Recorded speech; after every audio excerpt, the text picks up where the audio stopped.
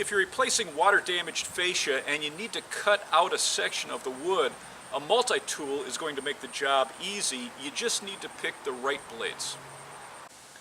A circular blade like this will cut long, straight cuts, and this type of blade will allow you to cut flush to the bottom of the gutter all along its length.